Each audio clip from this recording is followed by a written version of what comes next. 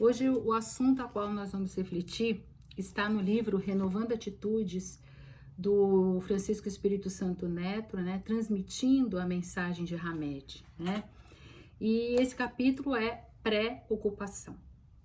Mas antes de nós entrarmos, né, nessa reflexão do estudo, nós temos que conversar sobre o padecer, o sofrer.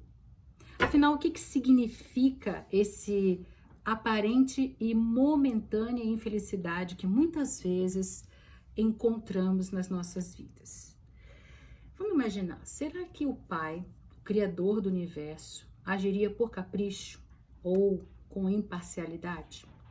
Um nasce saudável e o outro com uma deficiência. Se a gente parar para pensar, observando aqui o nosso planeta Terra, quem fez, usou de perfeição em todos os quesitos. Você já parou para pensar também no funcionamento bioquímico do nosso corpo? Como as células, elas se complementam para que todo o organismo funcione melhor? Você já parou para pensar nas leis físicas da gravidade? Né? Aquela lua ali no céu, aliás, estava linda ontem, né? Uma lua crescente. Ela está naquele exato local. Um pouquinho a mais, ela saía fora. Um pouquinho a menos, ela caía aqui em cima da cabeça da gente, né? O magnetismo. Bom, gente, só com esses exemplos nós podemos afirmar que o nosso Criador usa o seu grande amor, pensando nos detalhes minuciosos para o bom funcionamento de todas as coisas. Amigos, tudo ocorre dentro de um perfeito sincronismo tempo e espaço. Então pensemos, se nós não estamos no momento, ou alguém que nós amamos muito, conseguindo caminhar, né, convenientemente, é porque ainda falta algo a fazer, ou mesmo coisas para aprender. Diz, né, o Emmanuel através de Chico, que às vezes o melhor terreno acidentado, cheio de obstáculos, é justamente o que nos impede de correr desfreadamente e algo pior acontecer, né? Por isso as contrariedades da nossa vida, ela tem uma causa, né? E, gente, é sempre Deus cuidando em amor por nós. É sempre Deus escrevendo com a tinta do seu amor no livro, nas páginas das nossas vidas, mesmo que nós ainda não consigamos interpretar. Se Deus é perfeito, se Deus é justo, essa causa há de ser justa, não é? Mesmo que achemos que não há explicação para tal sofrimento. Até como uma criança, ela quer muito não comer a comida, comer só fast food, doces, e aí você diz, não vai, você vai ter que comer a comida saudável, né? Isso para ela é um sofrimento, mas ela entende? Não. Mas nós, como pais imperfeitos que somos, né? Nós obrigamos, arrumamos várias maneiras diferentes para que aquela criança coma uma comida mais saudável, né? Por que estamos aqui?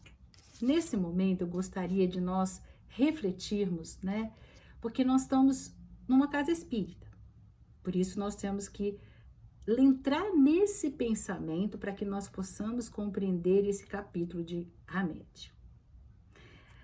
O nosso estudo semanal, né, está exatamente porque nós, através desta luz do entendimento, né, do espiritismo, nós estamos aprendendo a compreender e a não valorizar uma única vida corpórea. Você imagina sofrer todo o peso de um desacerto, de um passo mal dado em uma única vida.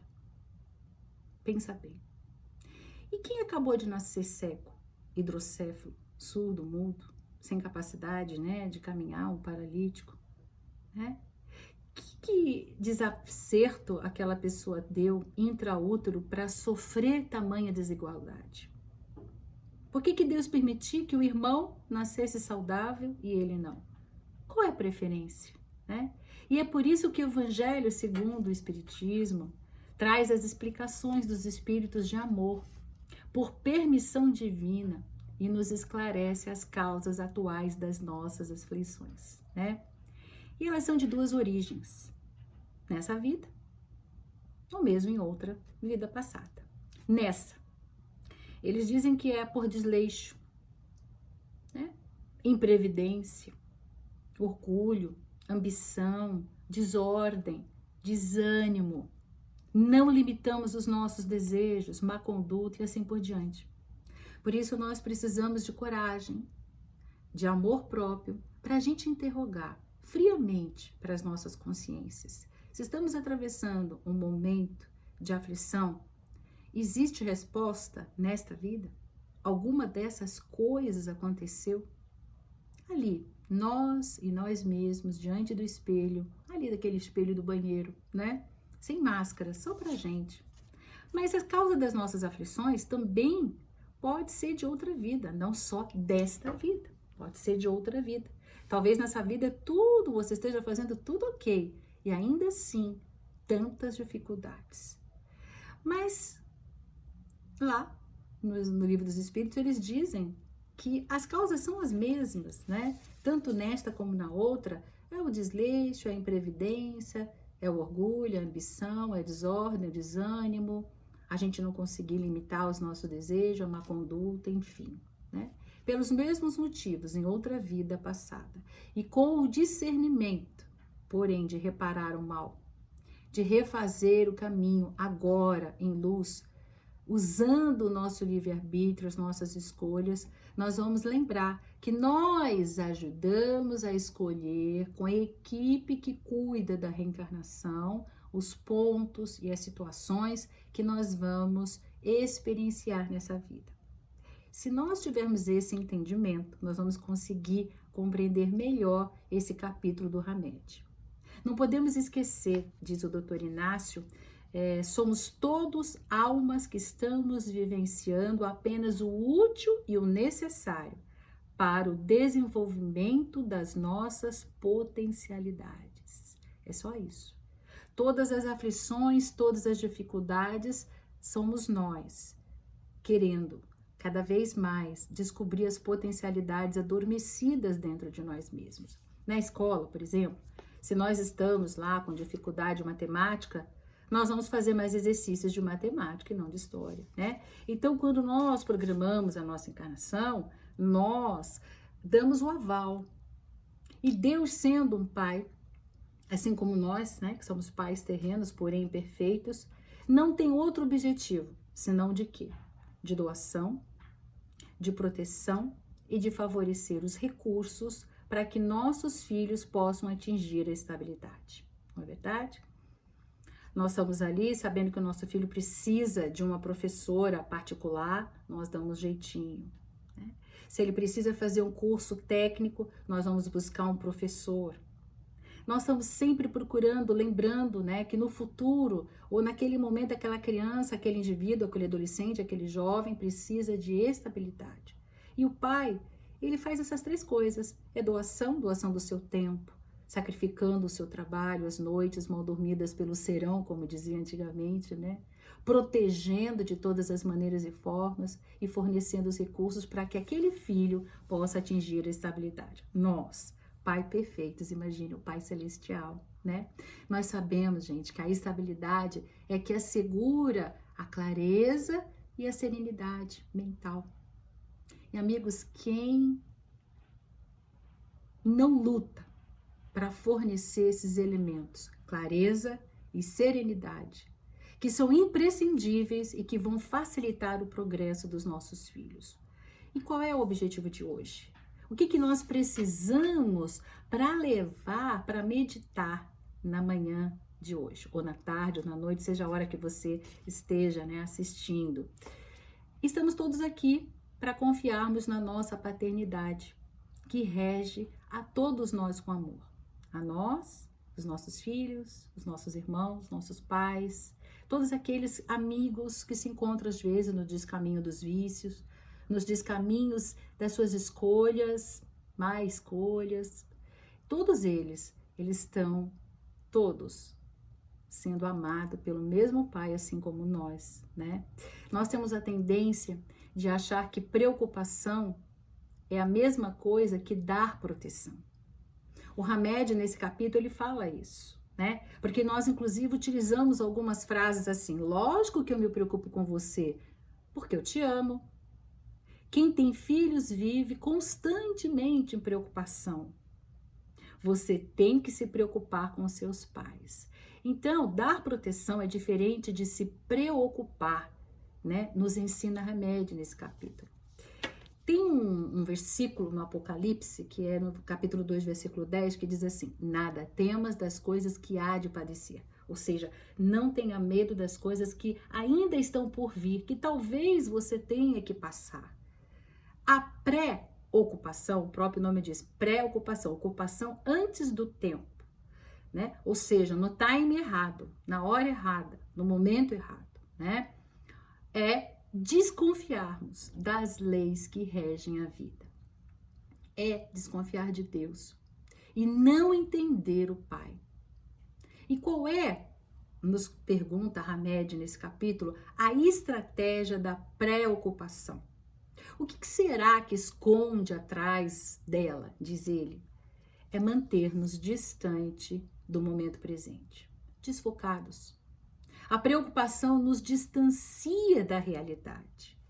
As diversas preocupações, nos diz ele, né, nesse capítulo, envolvem problemas que fogem às nossas possibilidades, que não temos nenhum controle.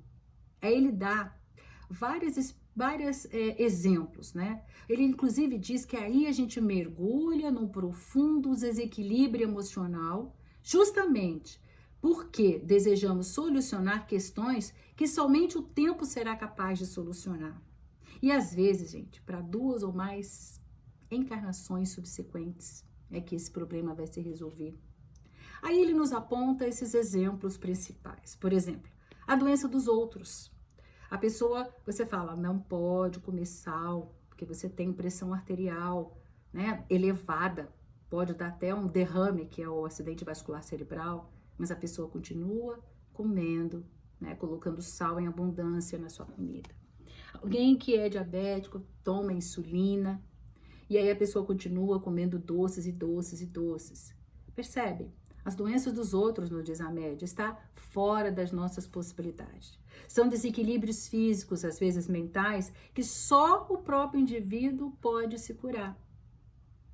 Ele também dá o exemplo da alegria dos filhos. Ah, como a gente gostaria de botar nossos filhos numa redoma de vidro, impedindo que eles, né, sofram, tenham tristezas, que eles sejam só felizes. Mas a alegria nossa, como a dos nossos filhos, como das pessoas que amamos, depende das escolhas que elas fazem.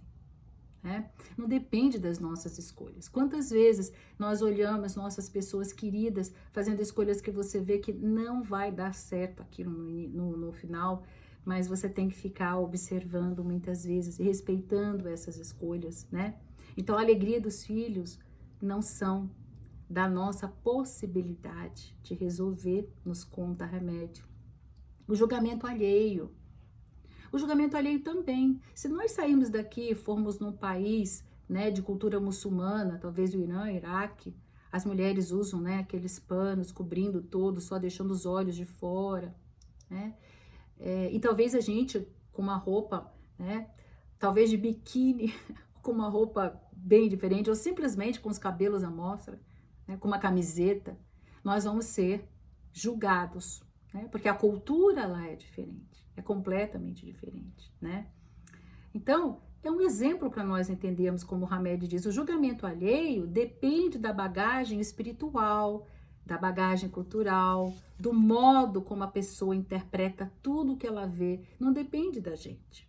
A outra coisa que ele fala, que também nos preocupa muito, né, nos distancia da realidade, do presente, né, é a morte dos familiares. Quantos de nós tivemos, eu tive também, quantas pessoas estão vivendo nesse momento, né, uma doença grave, terminal, num familiar muito querido, Mas independe, você quer que aquela pessoa coma todas as verduras, todos os legumes, todas as dietas, todas as frutas, tome todos os medicamentos, mas a morte está chegando, né? E a gente exige, até faz daquela vida uma vida, um inferno nesse final, porque a gente queria muito que aquela pessoa continuasse. Mas lembra, por isso que eu comecei explicando, né? Que não é só numa vida, e quais são as causas nesta e da outra vida, né? Das nossas aflições. Eu expliquei como que acontece neste momento que nós participamos e demos o aval para tudo que nós vamos passar nas nossas vidas como experiências, como provas. Então, os nossos familiares também. Então, mais uma vez, o Hamed nos fala que esse é um dos outros exemplos que estão fora das nossas mãos, percebem? São situações que não estão nas nossas mãos. A preocupação nos mantém distantes da realidade, desfocados. A nossa visão fica disforme. E aí ele nos convida a usar os olhos espirituais para a compreensão.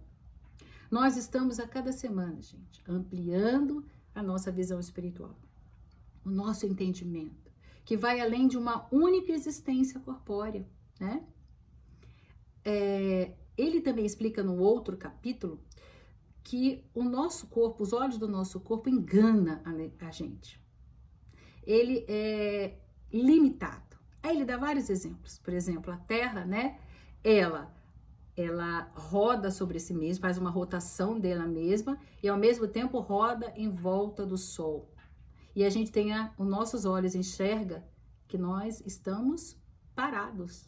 Nós não estamos em movimento, né? O arco-íris, ele dá um outro exemplo mostrando como os nossos olhos nos enganam, os olhos, né, físicos. Nada mais é que raios do sol atravessando gotículas. E cria aquela ilusão, né? Aí ele fala das estrelas lá no céu, que já nem mais existem. Mas nós olhamos lá o céu e nós vemos aquela estrela ali, criando uma ilusão. A distância é tão grande que ela já não existe mais, mostrando pra gente, né, que os nossos olhos físicos nos enganam. E nesse momento, nós temos que entender da importância dos nossos olhos espirituais. Se tudo já foi acertado com o nosso aval lá em cima, o que nós, então, podemos realmente fazer com as pessoas que caminham conosco, estão atravessando esses momentos difíceis? Orientar é uma delas. Orientar significa semear. Uma semente pode permanecer ali, quietinha, por muitos e muitos anos. E no momento propício, na estação correta, né? Nós, com o terreno preparado, nós podemos colocar a semente e ela se tornar uma árvore com frutos. Por isso, não deixe de fazer a orientação, os conselhos, né? O amor que envolve nessa orientação são as sementes que em algum momento, no futuro, ela vai vingar, né? Ao invés de se preocupar com o futuro, semeie ali no presente, não deixe de semear.